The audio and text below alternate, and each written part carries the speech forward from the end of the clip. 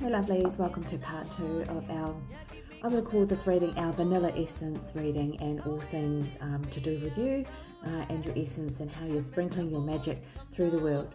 The other part of that I want to sort of touch on is, but are you sprinkling some nice essence and parts of yourself and those light sides of yourself onto the world?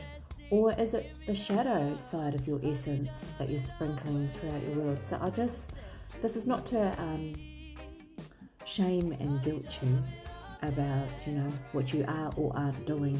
Just a consideration, to think about your journey and, how it is that you're touching other people, and are there some tweaks and adjustments that need to be made?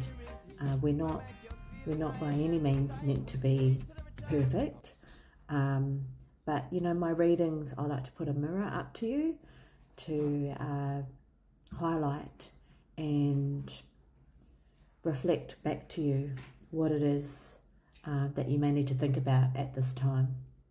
Okay, so let's go back to the cards, all right? That's what this is about. So the second card that has come up to do with this reading is around, what are the omens that you're seeing around? Are there any omens that are sort of showing itself to you in terms of signs and synchronicities, or perhaps symbols?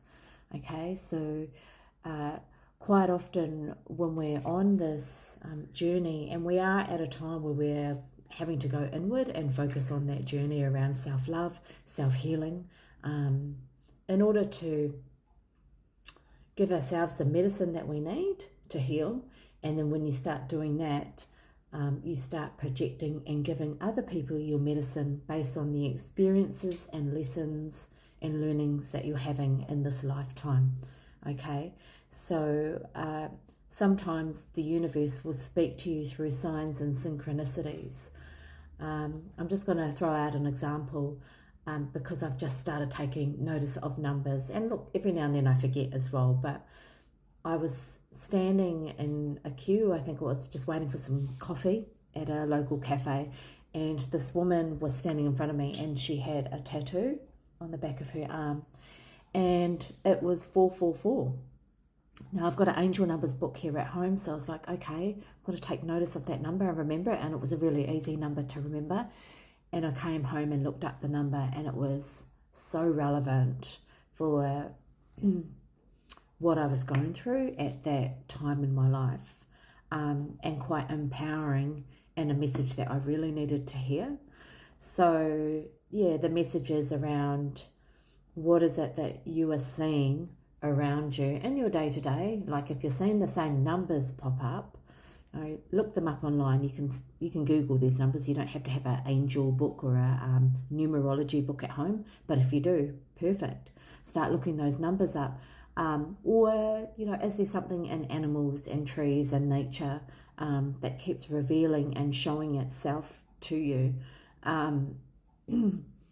Another story here is, I went to a retreat around this time last year, and we went on a walk. It was up on the Central Coast to see the hieroglyphs. So very spiritual grounds and a lot of history to this area that we were sort of walking around in. And there was just something about the air down there that was different when we were breathing, other than we may have been gasping for air a little bit because parts of that road and that walk was a little bit steep. But there was something very different about the air that you'd breathe in that area, because it was a very spiritual ground, Aboriginal grounds as well, and there's a lot that happened on those grounds.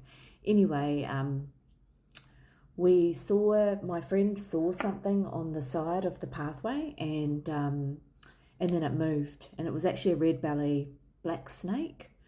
I'm a Kiwi, so sorry if I've got that name wrong. I'm pretty sure it was a red belly black snake. Anyway, I was terrified after that, I was a scared little Kiwi, and sort of questioned if I should be on that walk or not, because I don't want to be seeing any snakes or spiders. Okay, you can take the girl out of New Zealand, but not the New Zealand out of the girl.